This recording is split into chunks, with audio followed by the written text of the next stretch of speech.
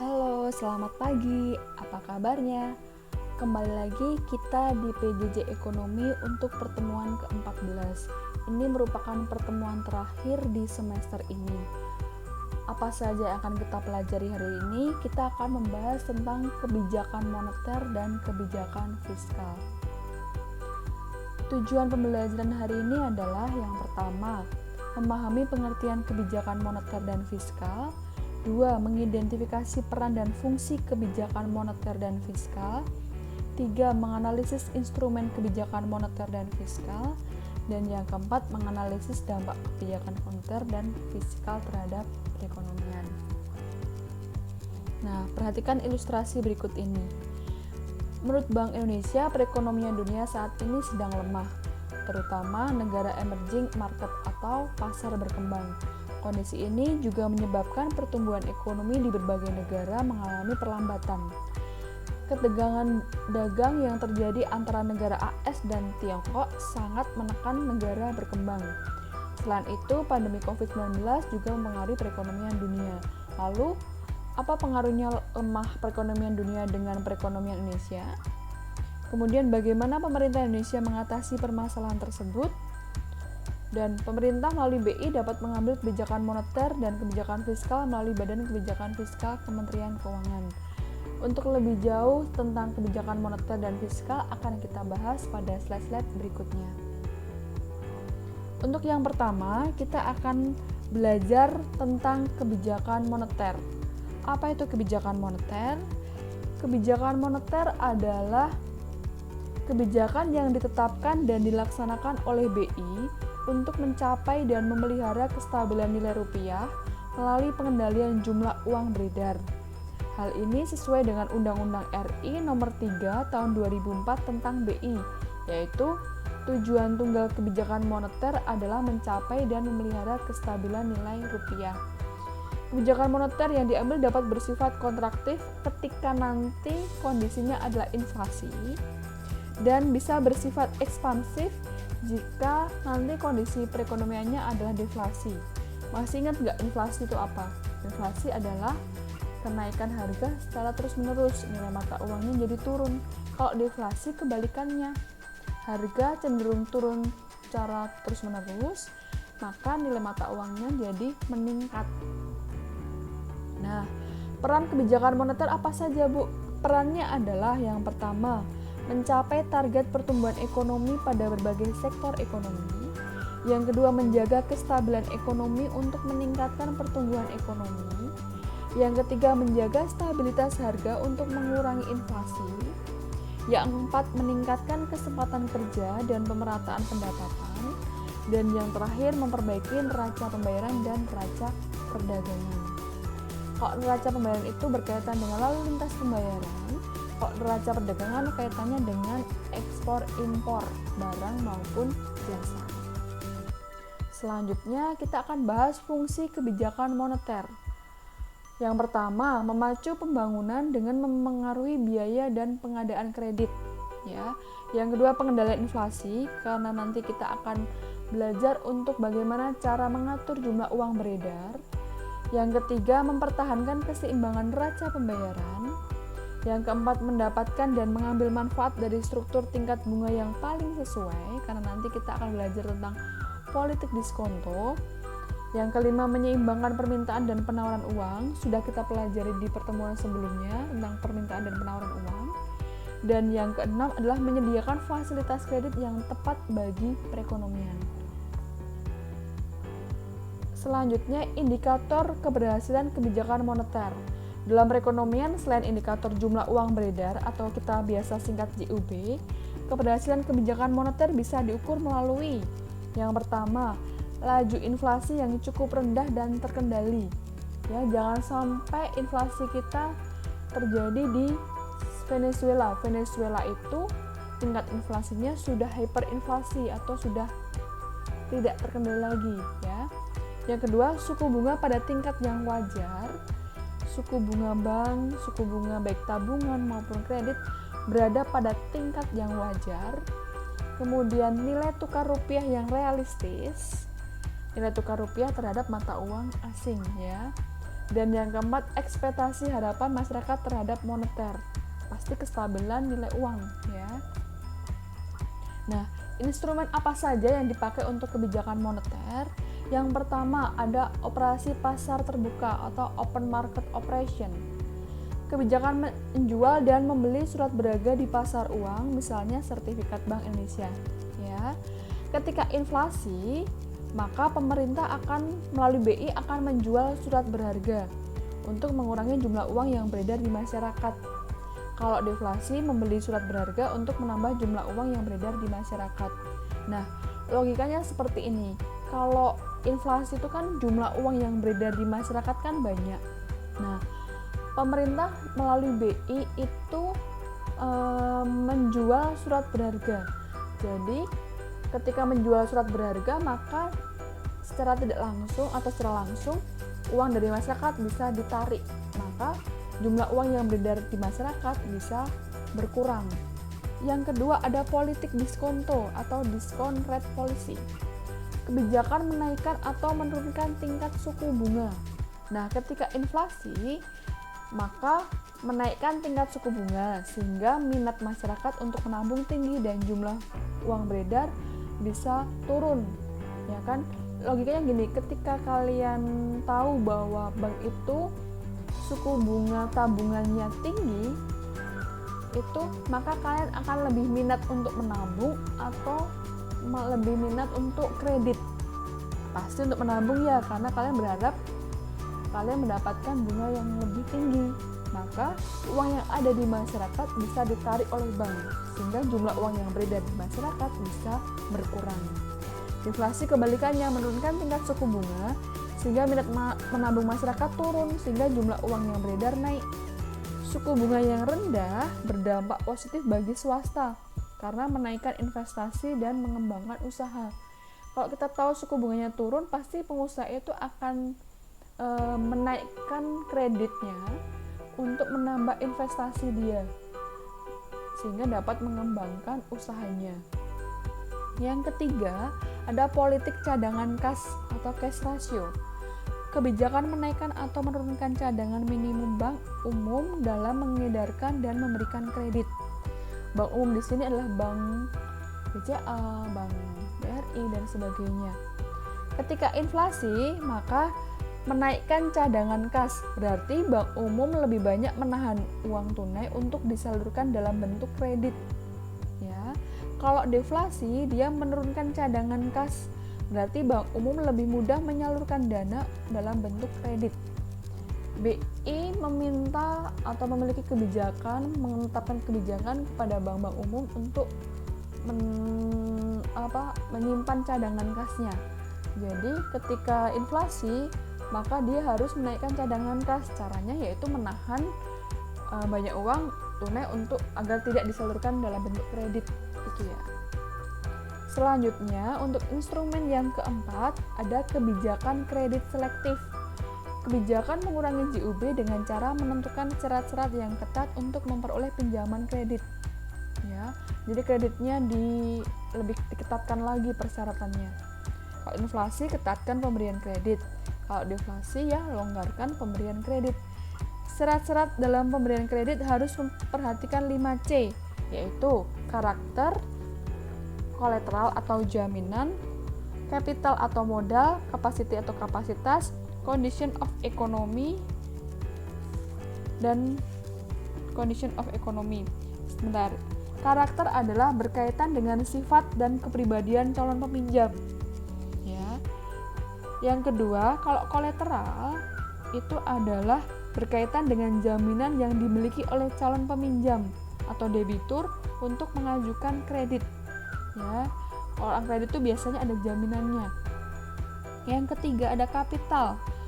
Itu berkaitan dengan kemampuan calon debitur untuk menghasilkan modal sendiri dalam menjalankan kegiatan usahanya. Ya.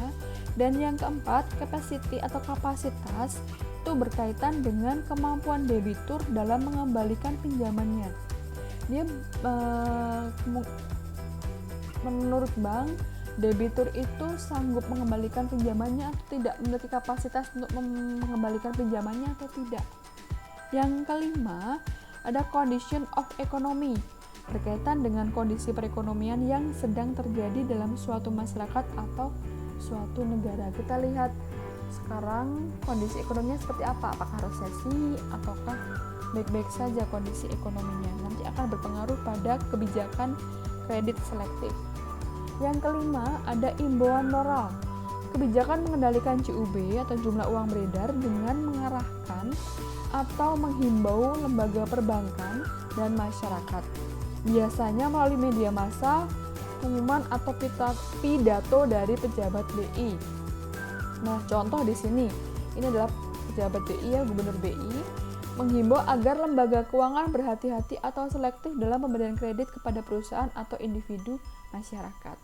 Tujuannya adalah biar tidak terjadi kredit macet, terus jumlah uang yang beredar terlalu banyak di masyarakat karena pengusaha dan masyarakat dipermudah kreditnya dan sebagainya. Yang terakhir ada kebijakan devaluasi dan revaluasi. Devaluasi adalah kebijakan menurunkan kurs mata uang rupiah terhadap mata uang asing untuk memperbaiki neraca pembayaran. Tujuannya menurunkan impor dan menaikkan ekspor. Kebalikannya, ketika revaluasi adalah kebijakan menaikkan kurs mata uang rupiah terhadap mata uang asing untuk memperbaiki neraca pembayaran. Tujuannya kebalikannya, menaikkan impor dan menurunkan ekspor. Nah, selanjutnya yang terakhir, dampak kebijakan moneter terhadap perekonomian itu apa?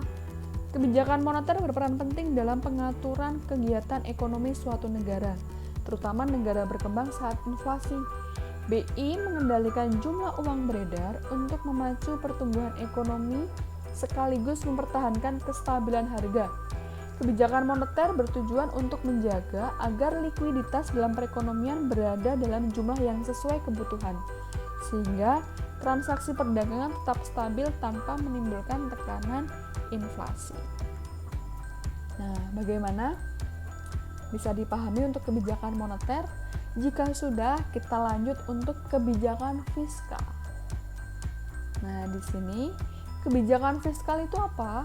Kebijakan fiskal atau fiscal policy adalah kebijakan pemerintah dalam mengatur penerimaan dan pengeluaran negara untuk memengaruhi perekonomian nasional. Erat kaitannya dengan pendapatan dan belanja negara, yaitu APBN. Nah, instrumen utama kebijakan fiskal adalah APBN dan pajak.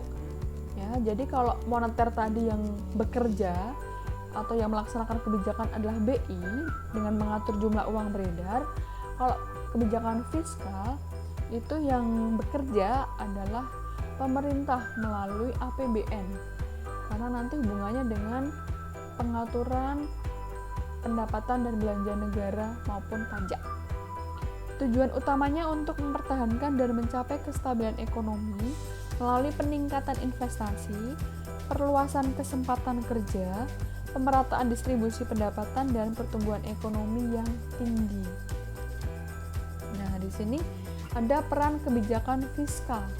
Yang pertama, meningkatkan produksi nasional PDB dan pertumbuhan ekonomi. Saat resesi, pemerintah akan menambah jumlah anggaran belanja untuk membeli barang dan jasa, sehingga produktivitas perusahaan naik.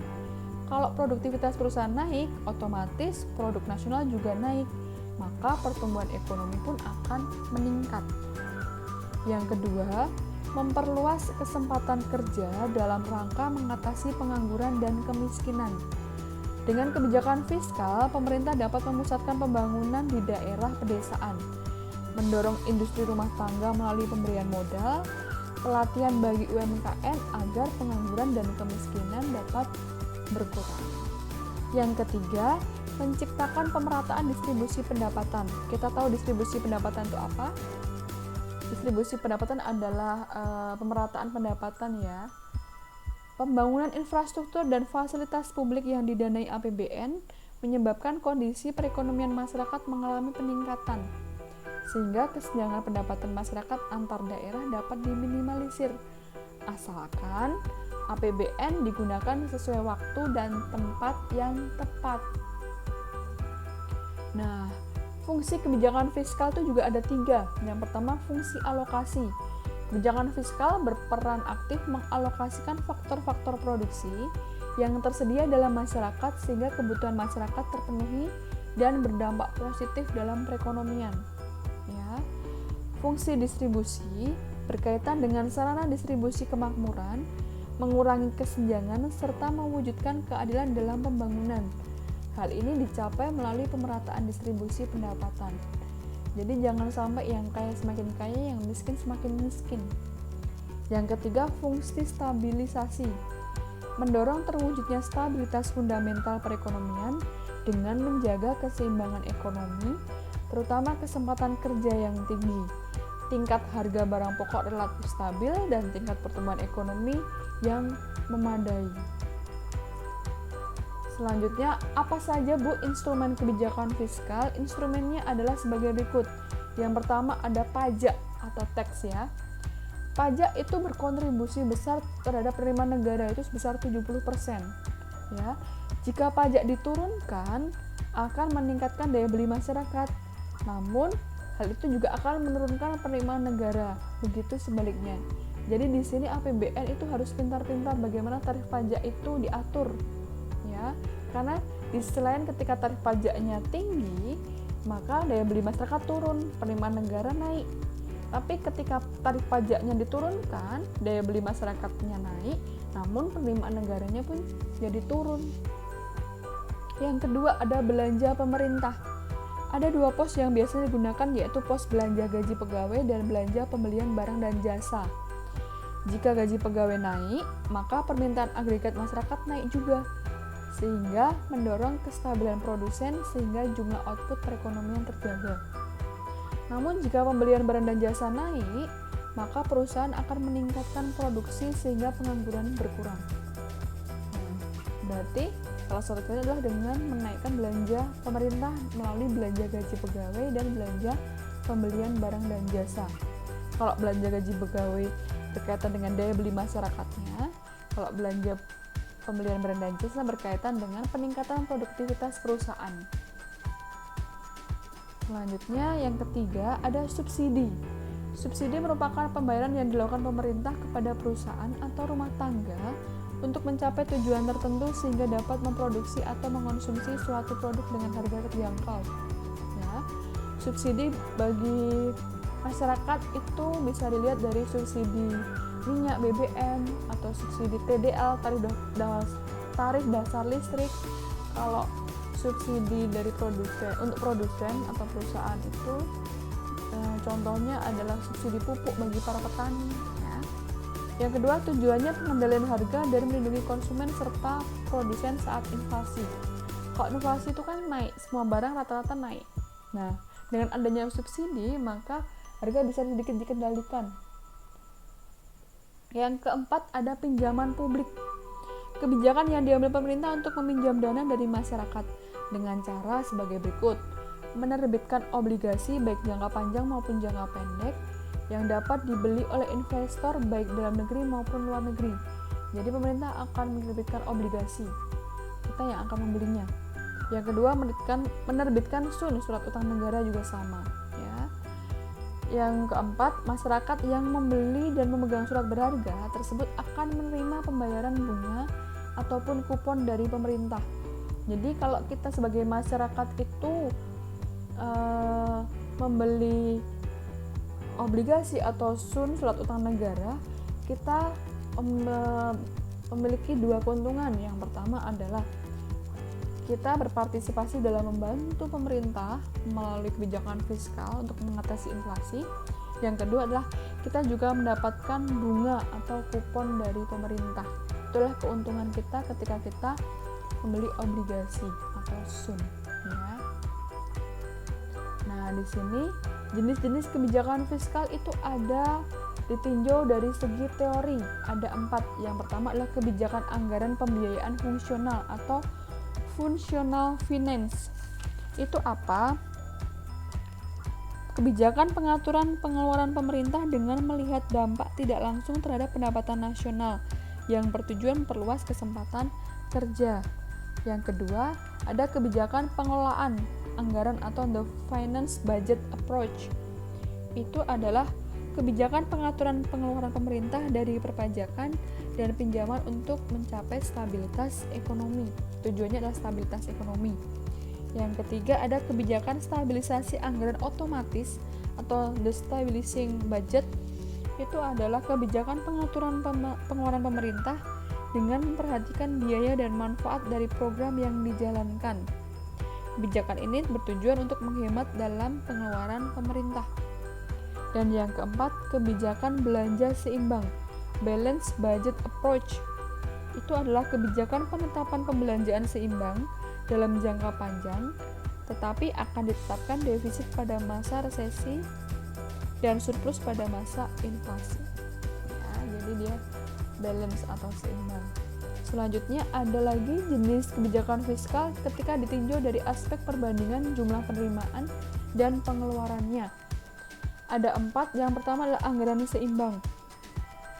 Kebijakan dengan menyusun penerimaan dan pengeluarannya sama.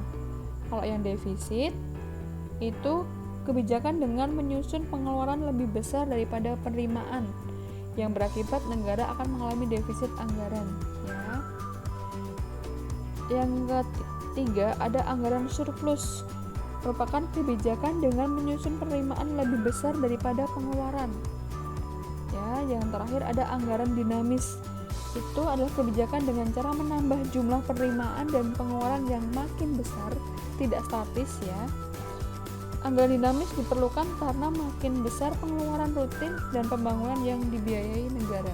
Jadi semakin besar pengeluarannya, maka pengeluaran dan pendapatan nanti juga akan ditambah. Jadi tidak statis, dia dinamis, sama-sama naik. Nah, dampak kebijakan fiskal terhadap perekonomian apa? Jika surplus dapat digunakan untuk membayar utang pemerintah dan pembangunan lainnya. Ya. Namun jika defisit, maka pengeluaran pemerintah akan dibiayai oleh pinjaman luar negeri dan pinjaman publik. Pengeluaran pemerintah jika disalurkan secara tepat berdampak pada peningkatan perekonomian suatu negara. Pembangunan fasilitas publik merata dan distribusi pendapatan juga akan meningkat. Sehingga kebijakan fiskal harus diperhatikan sungguh-sungguh agar perekonomian stabil dan tidak terjadi krisis ekonomi. Nah, sekian penjelasan dari Ibu terkait kebijakan fiskal. Bisa dipahami? Jika belum paham atau ada sesuatu yang masih belum paham, kalian bisa tanyakan ke Ibu melalui WA chat ya. Nah, di sini untuk mengetes pemahaman kalian, Ibu sudah menyediakan evaluasi. Evaluasi ini terkait dengan inflasi di Venezuela. Ada sebuah video, silakan kalian lihat video terkait inflasi di Venezuela.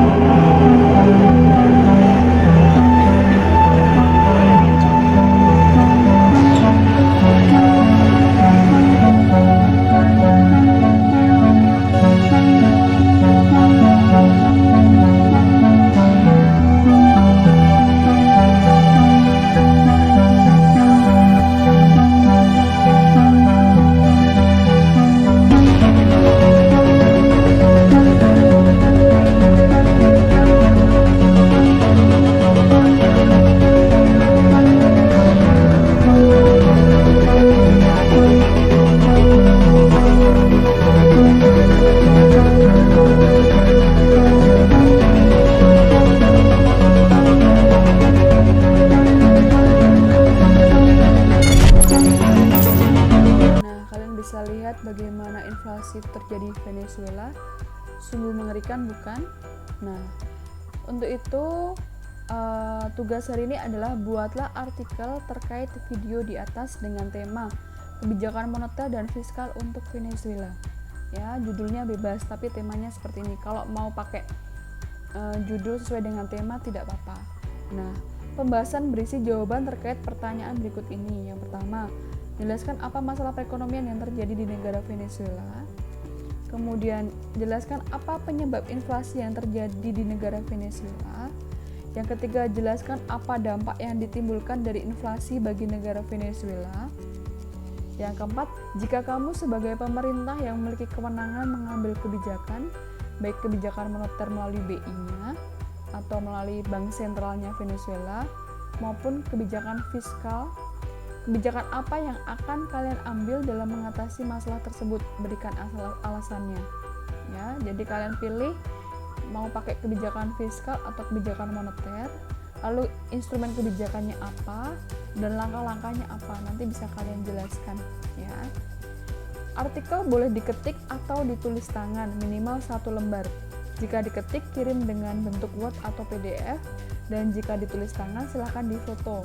Kemudian nanti pengirimannya adalah melalui WA ke Ibu. Paling lambat adalah hari ini, Rabu 11 November 2020 pukul 12 WIB. Jika nanti ada kendala, hubungi Bu Nita melalui WA juga. Ya, selamat berkarya dan Tuhan memberkati. Nah, untuk menutup pertemuan kita hari ini, Ibu ada quotes ya. Hidup memang gak pasti, tapi akan jadi pasti jika kita berani bergerak dan mengusahakannya. Jadi tetap semangat.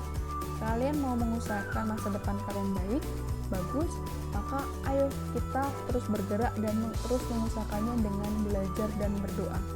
Ya, tetap jaga kesehatan, tetap semangat, dan semoga Tuhan memberkati kita semua.